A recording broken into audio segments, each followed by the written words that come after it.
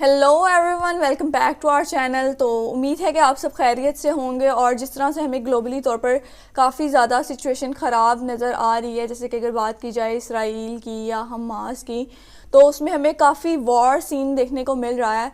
तो बेसिकली हम जो है वो आरजे रौनक की वीडियो देखने जा रहे हैं और देखते हैं कि इस वीडियो में हमें क्या नया देखने को मिलता है या क्या किस तरीके से इस सिचुएशन को डील किया जा रहा है। तो वो देखते हैं और एंड पे इसके बारे में बात करते हैं। So let's start.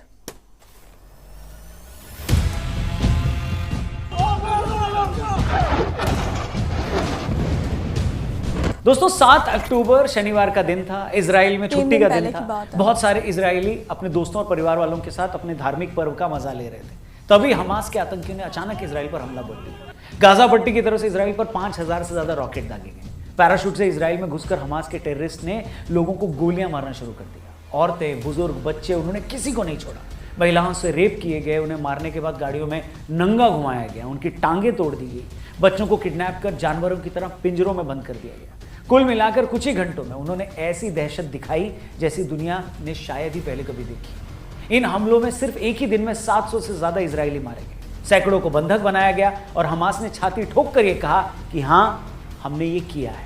मगर जैसे ही हमास के हमले की तस्वीरें सामने आई, लोगों का कलेजा बाहर आ गया। जिस तरह लाशों के मुंह पर जूते मारे गए, जो लड़कियां पीरियड में थी उन्हें भी नंगा करके घुमाया गया, लोगों की गर्दनें काट दी गई। और ये सब करते हुए हमास के आतंकी अल्लाहू अकबर के नारे लगा रहे। Today, the people of Israel are under attack. Tensions between Hamas and Israel exploded. Many of the scenes in Israel are shocking and terrifying. दुनिया इस बात से हैरान होगी कि इजराइल जैसे ताकतवर देश को कैसे इस हमले की भनक तक नहीं लगी। मोसाद और सीआईए जैसी दुनिया की ताकतवर एजेंसियां क्यों इस हमले का पता नहीं लगा पाई। हमले के फौरन बाद इजराइल ने हमास को बर्बाद करना शुरू कर दिया। इजराइल ने कसम खाई कि वो पूरी तरह गाजा पट्टी पर कब्जा कर लेगा, गाजा पट्टी को पानी और बिजली की सप्लाई रोक देगा, अपने यहाँ से कोई खाना वहाँ नहीं जाने देगा और इस धरती से हमेशा हमेशा के लिए हमास का नामो निशान मिटा देगा। इजराइल का साथ देने के लिए अमेरिका ने भी अपना जंगी बेड़ा इजराइल भेज दिया। ऑस्ट्रेलिया और फ्रांस ने फिलिस्तीन की मदद रोक दी। चीन फिलिस्तीन से हमदर्दी दिखा रहा है। हमास ने लेबनान के कट्टरपंथी संगठन हिजबुल्लाह से मदद मांगी। ईरान ने इस्लामिक कंट्रीज की बैठक बुलाई। यूरोप के फॉरेन मिनिस्टर्स भी इस इशू पर बैठक कर रहे हैं। कुल मिलाकर हमास की इस हरकत ने पूरी दुनिया को थर्ड वर्ल्ड वॉर के किनारे पर लाकर खड़ा कर दिया है। हर सेंसिटिव आदमी में हमास के हमले को लेकर गुस्सा है। हमले की खौफनाक तस्वीरें देखकर हर इंसान कांप गया है। मगर यह देखकर दिल गुस्से से भर जाता है कि ऐसे माहौल में भी हमारे अपने ही देश में कुछ लोग इजराइल पर हुए इस हमले का जश्न मना रहे हैं।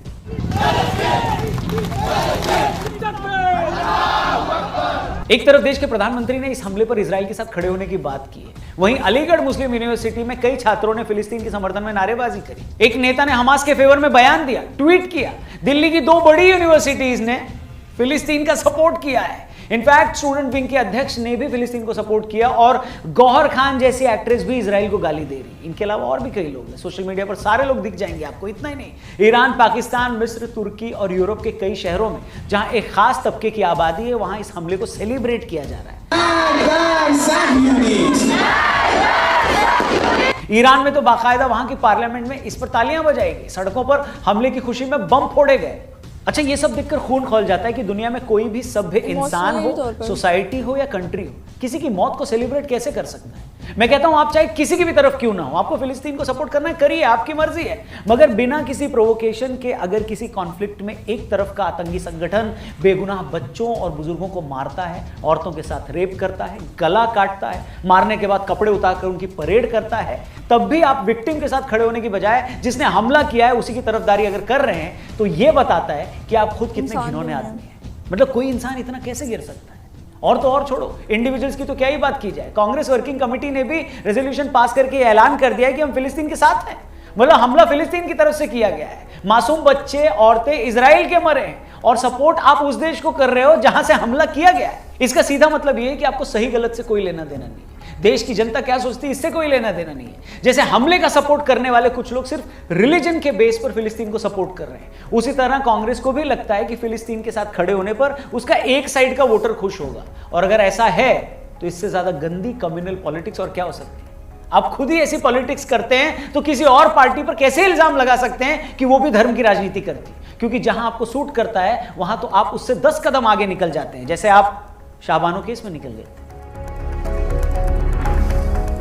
अब आप इन लोगों का दोगलापन देखिए। भारत में जितने चंपू फिलिस्तीन के समर्थन में रैलियां करते दिख रहे हैं, अगर आप इनसे सवाल करें कि क्या तुम लोग सिर्फ रिलीजन के कारण फिलिस्तीन का सपोर्ट कर रहे हो क्या, तो ये साफ मुकर जाएंगे, कहेंगे नहीं नहीं नहीं नहीं, इसका रिलीजन से कोई लेना देना नहीं है। इजरायलियों ने फिलिस्तीनियों को उनके घर से बेघर किया, इसलिए हम उनके साथ हैं। मैं पूछता हूं इससे बड़ा झूठ और दोगलापन क्या हो सकता है? अगर इन लोगों को किसी कौम को उसके घर से बेघर करने की परवाह सच में होती तो सबसे पहले ये लोग कश्मीरी पंडितों के सपोर्ट में आगे नहीं आते?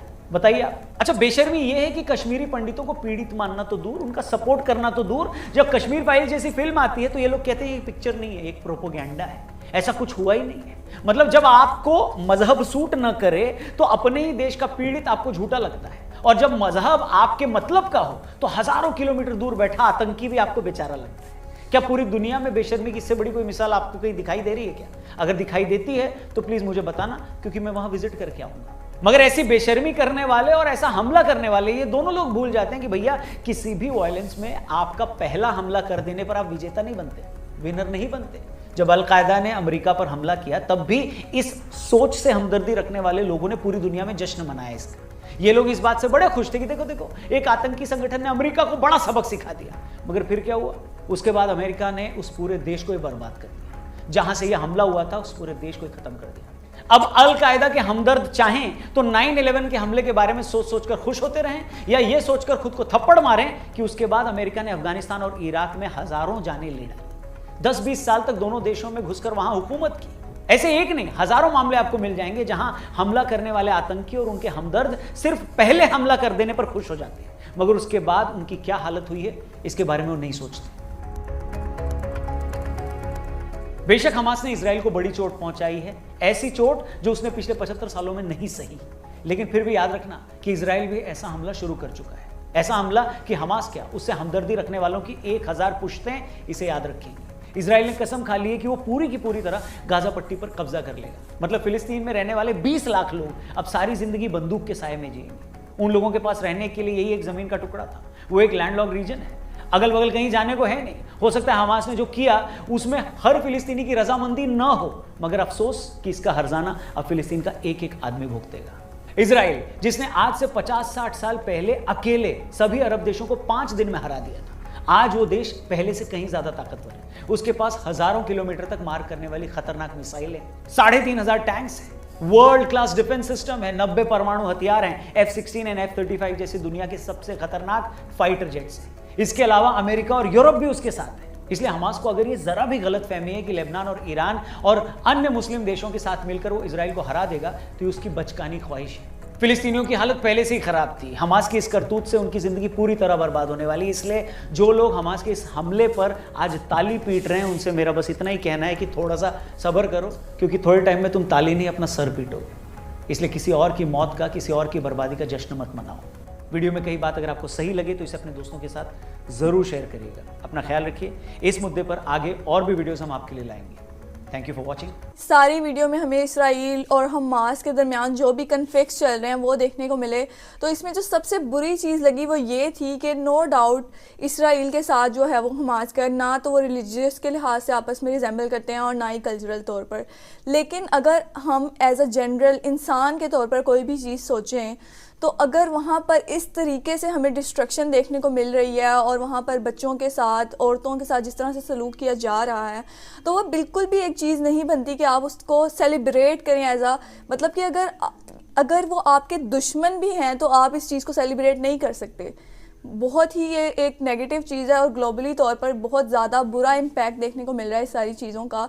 तो ये एक बहुत ही गलत चीज़ है और काफ़ी ज़्यादा, जिस तरह इन्होंने वीडियो में भी एक्सप्लेन किया कि ये एक 3rd वर्ल्ड वार की जो है वो सिचुएशन है सारी, और वो भी ग्लोबली तौर पर हमें सारी सिचुएशन देखने को मिल रही है। इससे ना सिर्फ ये कि हमास और इसराइल इफ़ेक्ट होंगे, बल्कि सारे मुल्कों में हमें ये तबाही देखने को मिलेगी और बहुत ही ज़्यादा एक बुरा इफ़ेक्ट होगा इस सारी चीज़ों का।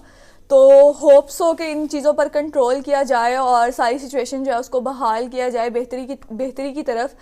तो बाकी ये कि इस हवाले से मज़ीद जो भी इंफॉर्मेशन हो वो आप हमारे साथ शेयर कर सकते हैं, और बाकी इससे आने वाली वीडियोस भी हम देखते रहेंगे और दुआ करते हैं कि इस सारी सिचुएशन पर जो है वो कंट्रोल किया जाए। और